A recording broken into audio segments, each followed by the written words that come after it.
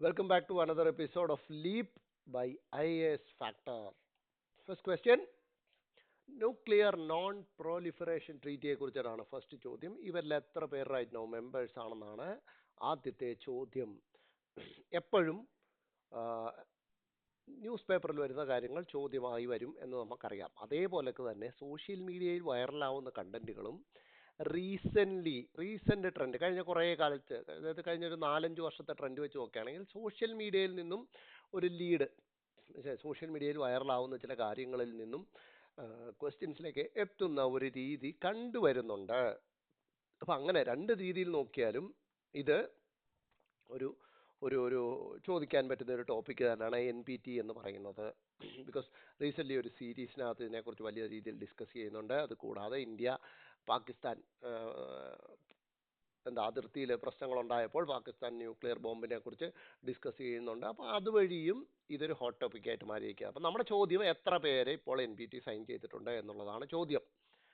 Obviously നമുക്കറിയാം എന്താണ്, ഇന്ത്യയും പാകിസ്ഥാനും അതിൽ ഇല്ല എന്നുള്ളത് നമുക്കറിയാം. NPT നോൺ പ്രൊലിഫറേഷൻ ട്രീറ്റി നമ്മൾ സൈൻ ചെയ്തിട്ടില്ല, അതറിയാമല്ലോ. ഇനിയും നോർത്ത് കൊറിയയും നമ്മൾക്ക് വേണമെങ്കിൽ എലിമിനേറ്റ് ചെയ്യാം. കാരണം അവിടെയുള്ള അവരുടെ സുപ്രീം ലീഡർ എന്ന് വിളിക്കുന്ന വ്യക്തി കാണിച്ചു കൂട്ടുന്ന പരാക്രമങ്ങൾ നമ്മൾ പത്രത്തിൽ കൂടെ കാണുന്നതാണ്. മനസ്സിലായി? അപ്പോൾ ഇത് 3 എലിമിനേറ്റ് ചെയ്താൽ സ്റ്റിൽ 3 ബാക്കി കിടക്കുക. അപ്പോൾ ഒരു വെറ്ററൻ ആസ്പിറന്റിനെ സംബന്ധിച്ച് അയാൾ വീണ്ടും എലിമിനേറ്റ് ചെയ്യും. സൗത്ത് സുഡാൻ എലിമിനേറ്റ് ചെയ്യും. വെറ്ററൻ ആസ്പിറന്റ് ഞാൻ പറഞ്ഞത്. കാരണം നമ്മൾ പഠിക്കുന്നുണ്ട് India, Pakistan, South Sudan and North Korea are not part of NPT എന്ന് പറഞ്ഞ് നമ്മൾ പഠിക്കുന്നുണ്ട്. എന്നാലും പിന്നെയും ബാക്കി കിടക്കുകയല്ലേ. സോ ഇത് കൂടെ പഠിച്ചു വെക്കുക. ഇസ്രയേലും ഇതിനകത്തില്ല. ആകെ ഇത് സൈൻ ചെയ്തിരിക്കുന്ന നിലവിൽ ഉള്ള ഒരേ ഒരു വ്യക്തി എന്ന് പറയുന്നത് ഇറാനാണ്. നോർത്ത് കൊറിയ ഈ ട്രീറ്റിയിൽ നിന്നും 2003 പിന്മാറുകയാണ് ഉണ്ടായിട്ടുള്ളത്. സോ റൈറ്റ് നൗ ഈ ലിസ്റ്റിൽ നമുക്ക് ഇറാൻ എന്ന് പറയുന്ന only one എന്ന് പറയുന്ന ഓപ്ഷൻ മാത്രമേ റൈറ്റ് ആൻസർ ആയിട്ട് വരുന്നുള്ളൂ. ക്ലിയർ ആയല്ലോ? Next question, consider the following payers. കുറച്ച് പേയേഴ്സ് തന്നിട്ടുണ്ട്, അതിനെക്കുറിച്ചിട്ടാണ് ചോദ്യം. ഇതിൽ ഏതൊക്കെ പേർ റൈറ്റ് ആണ്, കറക്റ്റ്ലി മാച്ച്ഡ് എന്നുള്ളതാണ് ചോദ്യം. First, shine introduce school students to health and biomedical research. അറിയത്തില്ല. ഇൻസ്പയർ, അത് കേട്ടിട്ടുണ്ട്. കുറച്ചെങ്കിലും പത്രം വായിക്കുകയോ അല്ലെങ്കിൽ ന്യൂസൊക്കെ കാണുന്ന ആളിനെ സംബന്ധിച്ച് ഇൻസ്പയർ അവാർഡ് എന്നോ ഇൻസ്പയർ സ്കോളർഷിപ്പ് എന്നോ ഒക്കെ കേട്ടിട്ടുണ്ടാവാം. നമുക്ക് നോക്കാം. Promote innovation and research among young talent in science. ഒരു ഒരു ഒരു കേട്ട പരിചയത്തിൻ്റെ അടിസ്ഥാനത്തിൽ ഞാൻ ഇതിനെ ട്രൂ ആയിട്ടൊന്ന് കൺസിഡർ ചെയ്യുന്നു. സ്വയം എന്തായാലും ഒരു നോർമൽ ആസ്പിരന്റ് കേട്ടിട്ടുള്ള കാര്യമാണ്. Provide free online courses from school to post graduate level. അറിയാം, സ്വയം എന്ന് പറയുന്ന പ്ലാറ്റ്ഫോമിനെ കുറിച്ച് നമ്മൾ കേട്ടിട്ടുണ്ട്. Free resources, free educational resources available ആയിട്ടുള്ള, കോഴ്സ് അവൈലബിൾ ആയിട്ടുള്ള ഒരു പ്ലാറ്റ്ഫോമാണ് സ്വയം. മനസ്സിലായി? സ്വയം പ്രഭ എന്നൊക്കെ പറഞ്ഞിട്ട് ചാനൽസിനെ കുറിച്ചൊക്കെ നമ്മൾ ഒരു നോർമൽ ആസ്പിരന്റ് കേട്ടിട്ടുണ്ടാവണം, കേട്ടിരിക്കണം. Last one, Vidyamrit strengthen India's infrastructure for AI based learning in school. അപ്പോൾ 1ഉം 4ഉം നമുക്കറിയത്തില്ല, 2ഉം 3ഉം നമുക്ക് റൈറ്റ് ആണെന്നും അറിയാം. നമ്മളോട് ചോദിച്ചേക്കുന്നത്. അപ്പോൾ അങ്ങനെയാണെങ്കിൽ ഒന്നുകിൽ 1, 2, 3 ആവാം, അല്ലെങ്കിൽ 1, 2, 3, 4 ആവാം, അല്ലേ? A or D ആയിരിക്കണം ആൻസർ. അറിയത്തില്ലെങ്കിൽ പഠിച്ചോ കുഞ്ഞുങ്ങളെ. ഡി അല്ലെങ്കിൽ ഫോർത്ത് വൺ, വിദ്യാമൃത എന്ന് പറയുന്നത് റോങ് ആയിട്ടുള്ള ഒരു ഓപ്ഷൻ ആണ്. വിദ്യാമൃത എന്ന് പറഞ്ഞാൽ വളരെ ഇൻട്രസ്റ്റിംഗ് ആയിട്ടുള്ള ഒരു പ്രോഗ്രാമാണ്. നിങ്ങൾക്ക് ബ്രെയിൻസിലൊക്കെ എഴുതി വെക്കാൻ പറ്റുന്നത്, അതായത് ഡിഫറെൻറ്റ് പേപ്പേഴ്സിൽ നമുക്ക് യൂസ് ചെയ്യാൻ പറ്റുന്ന ഒരു പ്രോഗ്രാമാണ് വിദ്യാമൃത് എന്ന് പറയുന്ന പോർട്ടല്. സോ ബേസിക്കലി വിദ്യാമൃത് എന്താ ചെയ്യുന്നത്, കുട്ടികളിൽ മൈക്രോ ഇംപ്രൂവ്മെൻറ്റിൽ കൂടെ അവരിലേക്ക് ഒരു ഹോളിസ്റ്റിക് ഇംപ്രൂവ്മെൻറ്റ് കൊണ്ടുവരിക. അതായത് കുട്ടിയോട് ഇവിടെ നിന്നും ഇവിടേക്ക് ഇമ്പ്രൂവ് ആവണം എന്ന് പറയുമ്പോൾ അവൻ ഒറ്റയടിക്ക് ചാടി വരാനൊക്കത്തില്ല. അതിനെന്തെടുക്കണം, അവന് മൈക്രോ ലെവലിൽ ഇമ്പ്രൂവ്മെൻറ്റുകൾ കൊണ്ടുവരണം. മനസ്സിലായി? ഓരോരോരോ പടവുകൾ കയറി കയറി കയറി അവൻ അടുത്തതിലെത്തണം. അപ്പോൾ അവൻ ആദ്യം ഒരു ടാസ്ക് കൊടുക്കും, അതിലവൻ ഇമ്പ്രൂവ് ചെയ്ത് കഴിയുമ്പോൾ അവന് രണ്ടാമത്തെ ടാസ്ക് കൊടുത്ത് അതിലേക്ക് ഇമ്പ്രൂവ് ആക്കും. അത് കഴിഞ്ഞ് അവിടെ പാസ്സായി കഴിയുമ്പോൾ 3ലേക്ക് വരും, 4ലേക്ക് വരും, അങ്ങനെ 5ലേക്ക്. അതായത് നമുക്ക് മുഴുവനായിട്ടൊരു കുട്ടിയിലേക്ക് കൊണ്ടുവരേണ്ട ഇമ്പ്രൂവ്മെൻറ്റിനെ സ്റ്റെപ്പ് ബൈ സ്റ്റെപ്പ്, അതാണ് മൈക്രോ ഇമ്പ്രൂവ്മെൻ്റ് എന്ന് പറയുന്നത്. അങ്ങനെ മൈക്രോ ഇമ്പ്രൂവ്മെൻറ്റിൽ കൂടി ഒരു ഹോളിസ്റ്റിക് ഇമ്പ്രൂവ്മെൻറ്റ് കുട്ടിയുടെ പഠനത്തിൽ കൊണ്ടുവരിക എന്നുള്ളതാണ് വിദ്യാ അമൃത് എന്ന് പറയുന്ന പരിപാടിയിൽ കൂടെ ഉദ്ദേശിക്കുന്നത്. അപ്പോൾ ഷൈൻ എന്താണെന്നൊരു ചോദ്യം ബാക്കി നിൽക്കുന്നില്ലേ?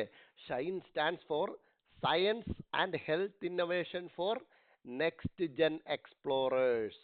Science and health innovation for next gen explorers എന്നാണ് ഷൈനിൻ്റെ ഫുൾ ഫോം. ഇത് ICMR, Indian council of medical റിസർച്ചിൻ്റെ ഒരു ഇനീഷ്യേറ്റീവാണ്. കുട്ടികൾക്ക്, സ്കൂൾ കുട്ടികൾക്ക് ഹെൽത്ത് ആൻഡ് ബയോമെഡിക്കൽ റിസർച്ചിലേക്ക് ഒരു ഇൻട്രൊഡക്ഷൻ കൊടുക്കുക എന്നുള്ളതാണ് അവരുടെ ലക്ഷ്യം. Basically from class 9 to class 12 കുട്ടികൾക്ക് സയൻറ്റിഫിക് ക്യൂരിയോസിറ്റി ഡെവലപ്പ് ചെയ്യുക എന്നുള്ളതാണ് ഷൈൻ എന്ന് പറയുന്ന പദ്ധതിയിൽ കൂടെ ICMR ഉദ്ദേശിക്കുന്നത്. So that is also true. That means 1, 2 and 3 are right. Moving on to the next question. Limited liability പാർട്ട്ണർഷിപ്പിനെ കുറിച്ചുള്ള ഇതിൽ ഏത് സ്റ്റേറ്റ്മെന്റ് ആണ് റോങ് ആയിട്ടുള്ളത്? നോട്ട് കറക്റ്റ് എന്നാണ് ചോദ്യം. അപ്പൊ ലിമിറ്റഡ് ലയബിലിറ്റി പാർട്ട്ണർഷിപ്പ്, പേരിൽ തന്നെ പറയും LLP. നോർമൽ ഒരു പാർട്ട്ണർഷിപ്പ് എന്നല്ല പറയുന്നത്, ലിമിറ്റഡ് ലയബിലിറ്റി പാർട്ട്ണർഷിപ്പ് എന്നാണ് പറയുന്നത്. ഡിഫറെന്റ് ടൈപ്സ് ഓഫ് ഫേംസ് നമുക്ക് ഇന്ത്യയിൽ സ്റ്റാർട്ട് ചെയ്യാൻ നോക്കും. എന്തൊക്കെയാണ്? ഒന്ന് സോൾ പ്രൊപ്രൈറ്റർഷിപ്പ്, അതായത് ഒരു വ്യക്തി മാത്രമായിട്ട് നടത്തുന്ന പരിപാടി സോൾ പ്രൊപ്രൈറ്റർഷിപ്പ്. അതുപോലെ limited liability partnership.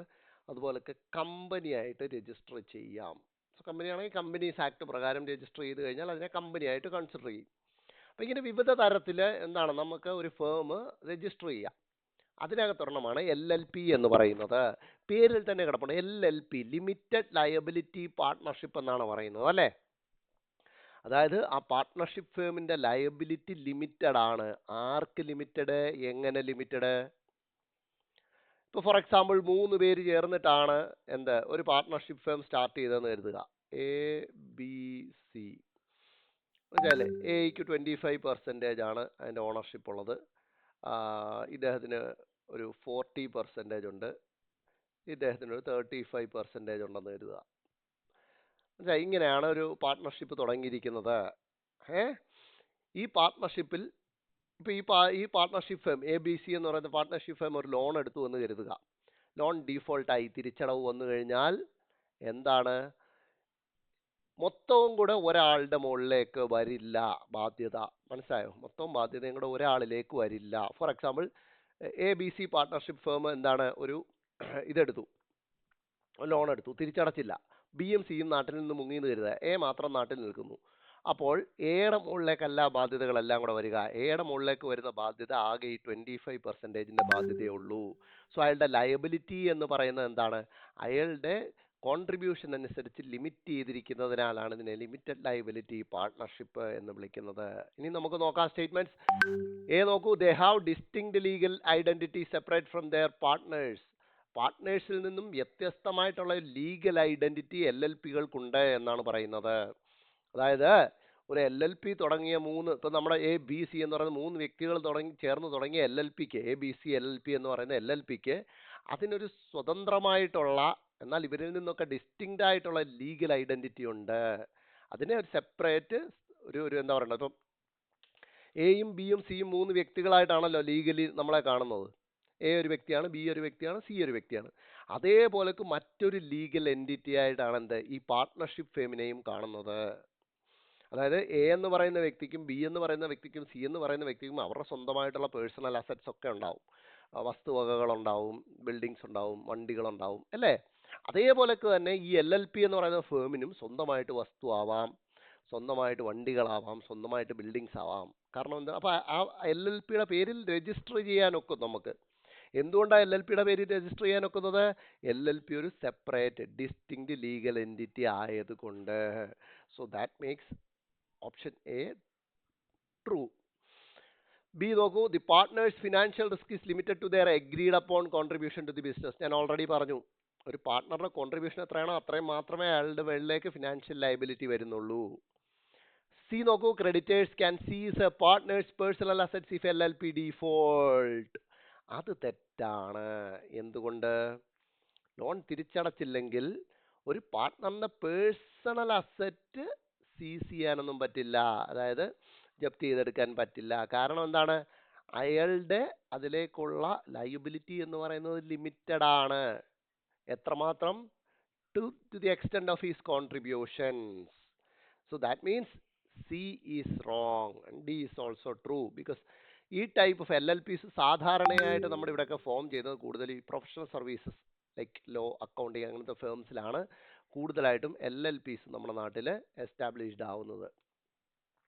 So LLP എന്ന് പറയുമ്പോൾ അതൊരു പാർട്ട്ണർഷിപ്പിൻ്റെയും ഒരു കമ്പനിയുടെയും ഫീച്ചേഴ്സ് മിക്സ് ചെയ്തുകൊണ്ട് വരുന്ന ഒരു ഫേമാണ് എന്ത് ലിമിറ്റഡ് ലയബിലിറ്റി പാർട്ണർഷിപ്പ്. അതായത് കോറായിട്ട് നമ്മൾ നോർമൽ പാർട്ണർഷിപ്പ് ഫേം എന്ന് പറയുമല്ലോ, അതിനകത്ത് പാർട്ണർഷിപ്പിന്റെ സ്വഭാവവും ഉണ്ടാവും, എന്താണ് ഒരു കമ്പനിയുടെ സ്വഭാവങ്ങളും ഉണ്ടാവുന്ന രീതിയിലാണ് എന്ത് LLPs ഇന്ത്യയിൽ രൂപീകരിച്ചിരിക്കുന്നത്. നോക്കൂ, ഒരു മാച്ച് ദി ഫോളോയിങ് ആണ്. സയൻസ് ആൻഡ് ടെക്നോളജിയിൽ നിന്നും ഈ ടൈപ്പിൽ എന്ത് ടേംസ് നിങ്ങൾ കണ്ടാലും അതിന്റെ ബേസിക്സ് അറിഞ്ഞിരിക്കണം. എന്താണത്, എവിടെയൊക്കെ യൂസ് ചെയ്യാം, അല്ല അതിന്റെ കോറായിട്ടുള്ള ടെക്നോളജി സൈഡിലോട്ട് പോയി നോക്കണമെന്നല്ല പറയുന്നത്. എന്താണതെന്നൊരു മനുഷ്യൻ അറിഞ്ഞിരിക്കണം. For example metaverse, block chain, cloud computing, deep fake എന്നൊക്കെ പറയുമ്പോൾ എന്താണതെന്നൊരു സാധാരണ മനുഷ്യൻ അറിഞ്ഞിരിക്കണം. അതറിയണം നമ്മൾ. എവിടെയാണ് ഇത് യൂസ് ചെയ്യുന്നത്, എവിടെയാണ് ഇതിന്റെ ആപ്ലിക്കേഷൻ, അതും നമ്മൾ അറിഞ്ഞിരിക്കണം. ഇത് നിങ്ങൾക്കുള്ള ഒരു സാമ്പിളാ. ഈ ടൈപ്പിൽ എന്ത് ടേംസ് സയൻസ് ആൻഡ് ടെക്നോളജി നിങ്ങൾ ന്യൂസിൽ കണ്ടാലും അത് പഠിക്കണം എന്നതിന്റെ സാമ്പിളാണിത്. നോക്കൂ, മാച്ച് ദി ഫോളോയിങ് ആണ് പറഞ്ഞിരിക്കുന്നത്. Metaverse, block chain, cloud computing, deep fake. ഇനി ലിസ്റ്റ് 2 നോക്കിക്കഴിഞ്ഞാൽ ഫസ്റ്റ് വൺ നോക്കൂ, decentralised tamper resistant ledger used for recording transaction. ഒരു നോർമൽ ആസ്പിരന്റിനെ സംബന്ധിച്ചിടത്തോളം ഡീസെൻട്രലൈസ്ഡ് ലെഡ്ജർ എന്ന് കണ്ടു കഴിഞ്ഞാൽ ഉറപ്പായിട്ടും എവിടേക്ക് അടിക്കും? Block chain അടിച്ചിരിക്കും.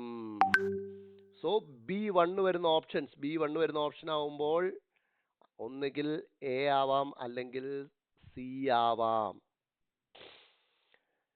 ഇനി നോക്കൂ, ഡീപ് ഫേക്ക് നോക്കിയേ.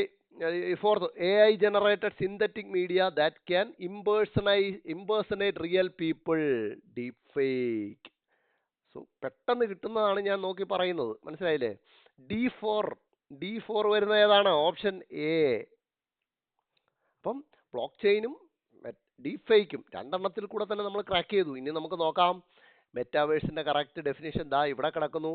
Immersive 3D virtual entertainment or environment enabling real time interaction, അല്ലേ? മെറ്റാവേഴ്സ് നമ്മൾ കേട്ടിട്ടുള്ളതാ. ക്ലൗഡ് കമ്പ്യൂട്ടിംഗ് എന്താണ്? On demand delivery of computing services over the internet. അപ്പം ഇതൊരു സാമ്പിളാണ്. ഈ ടൈപ്പിൽ എന്ത് ടേംസ് പുതിയതായിട്ട് കണ്ടാലും അത് ശ്രദ്ധിക്കണം. നോക്കൂ, ഇപ്പോൾ ഹോട്ടായിട്ട് നിൽക്കുന്ന ടോപ്പിക്കാണ് removal of a high court judge. അപ്പം with respect to that consider the following statements. 2 സ്റ്റേറ്റ്മെന്റ്സേ ഉള്ളൂ. ഏതാണ് കറക്റ്റ് എന്നാണ് കണ്ടുപിടിക്കേണ്ടത്. ഏതൊക്കെയാണ് കറക്റ്റ് എന്നാണ് കണ്ടുപിടിക്കേണ്ടത്. ഫസ്റ്റ് സ്റ്റേറ്റ്മെന്റ് നോക്കൂ, a motion for removal can be initiated in either house of the parliament with the support of at least 50 members in Lok Sabha and 100 members in Rajya Sabha.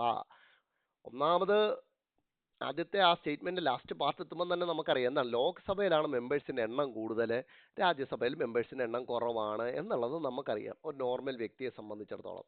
അപ്പൊ സ്വാഭാവികമായിട്ടും മോഷൻ അവതരിപ്പിക്കുമ്പോൾ ഏറ്റവും കൂടുതൽ ഒപ്പ് വേണ്ടത് എവിടെ നിന്നായിരിക്കും? ലോകസഭയിൽ നിന്നായിരിക്കുമല്ലോ. ഇവിടെ നേരെ തിരിച്ചല്ലേ കൊടുത്തേക്കുന്നത്. ഇവിടെ എന്താണ് 50 ഫ്രം ലോക്സഭ എന്ന് പറയുന്നത് തെറ്റാണ്. 100 ഫ്രം ലോകസഭയും 50 ഫ്രം രാജ്യസഭയുമായിരിക്കണം. അങ്ങനെ തന്നെ ലോജിക്കലി തന്നെ അതല്ലേ. രാജ്യസഭയിൽ ആകെ 250 പേരുള്ളൂ, മറ്റേടത്ത് അങ്ങനല്ല, 552 ഉണ്ട്. അപ്പം കൂടുതൽ മെമ്പേഴ്സ് ഉള്ള ലോക്സഭയിൽ കൂടുതൽ പേരുടെ സപ്പോർട്ട് വേണം. എന്ത് മോഷൻ ഇൻട്രൊഡ്യൂസ് ചെയ്യാനാ ഞാൻ പറഞ്ഞ, മോഷൻ ഇനീഷ്യേറ്റ് ചെയ്യാനായിട്ട് മിനിമം ലോക്സഭയിൽ 100 പേരെങ്കിലും സപ്പോർട്ട് ചെയ്തിരിക്കണം, രാജ്യസഭയിൽ 50 മെമ്പേഴ്സ് സപ്പോർട്ട് ചെയ്തിരിക്കണം. സോ ഫസ്റ്റ് സ്റ്റേറ്റ്മെന്റ് എന്താണ്? റോങ് ആണ് എന്ന് നമ്മൾ കണ്ടുപിടിച്ചു കഴിഞ്ഞു. ഇനി സെക്കൻഡ് വൺ നോക്കൂ, a motion for removal must be passed by both houses of the parliament by a special majority which means majority of the total membership and 2/3 of the members present and voting. സ്വാഭാവികം. എന്താണ് ഇത് പാസ്സാവണം എന്നുണ്ടെങ്കിൽ 2 സഭകളും special മെജോറിറ്റിയോടുകൂടി തന്നെ എന്ത് പാസ്സാക്കണം? ആ motion പാസ്സാക്കിയേ പറ്റത്തുള്ളൂ. So that means 2 only is the right answer.